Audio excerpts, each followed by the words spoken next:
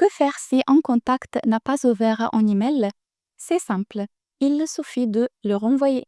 Désolé, mais la réponse n'est pas si simple.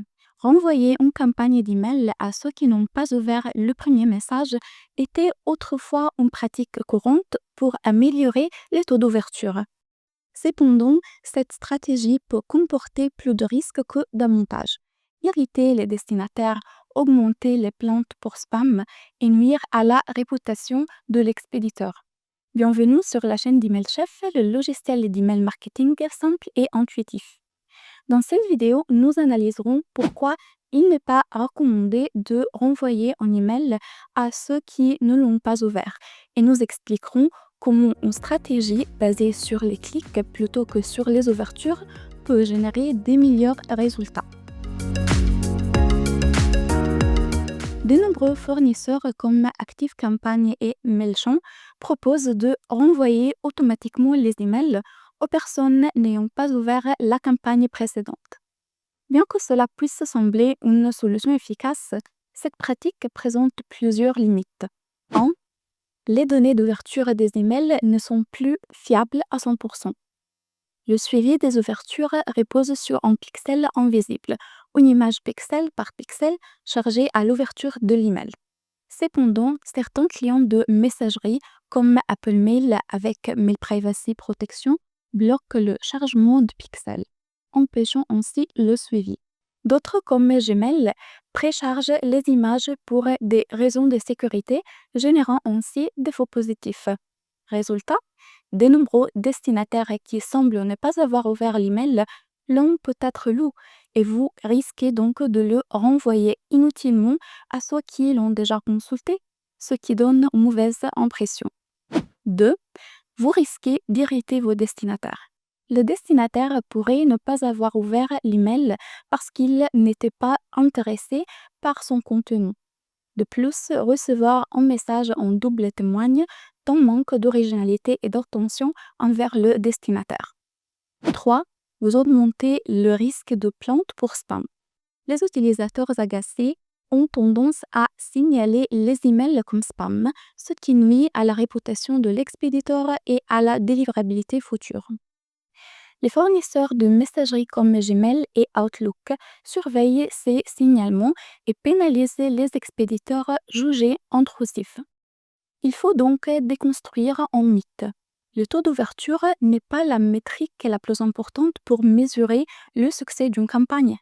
Malgré cela, il reste utile pour comparer les performances d'une campagne au fil du temps. À ce stade, vous vous demandez peut-être que mesurer lors de l'envoi d'une campagne de mailing. Les clics sur le lien. Les clics sont une métrique bien plus fiable que les ouvertures car ils reflètent une interaction réelle avec votre message. Lorsqu'un utilisateur clique sur un lien, il montre un véritable intérêt. De plus, contrairement aux ouvertures, les clics ne produisent pas de faux positifs. Grâce aux clics, vous pouvez segmenter vos contacts selon les liens qu'ils ont consultés et créer des suivis personnalisés et pertinents. Alors, comment créer une campagne de suivi efficace basée sur les clics? Je vous explique tout de suite. Analysez d'abord les résultats de votre campagne envoyée. Segmentez donc vos contacts en deux groupes. 1. Les utilisateurs ayant cliqué. Ce sont les contacts les plus importants car ils ont manifesté de l'intérêt pour la campagne.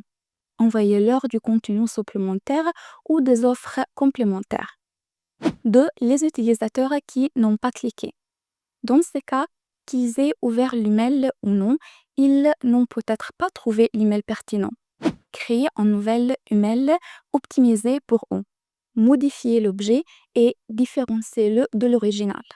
Il doit attirer davantage l'attention.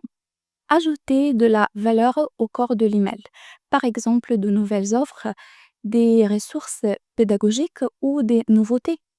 Et surtout, utilisez un nouvel appel à l'action qui incite à une action différente. Vous pouvez également essayer de modifier le moment d'envoi par rapport au premier email, par exemple le jour de la semaine ou l'heure, pour optimiser le taux d'interaction. Ensuite, analysez à nouveau les clics et surtout les conversions réelles générées par cette deuxième campagne.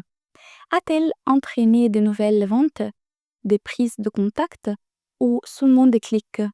Dans ce cas, segmentez à nouveau vos contacts et poursuivez la stratégie adaptée. Utilisez toujours ces données pour améliorer vos futures campagnes.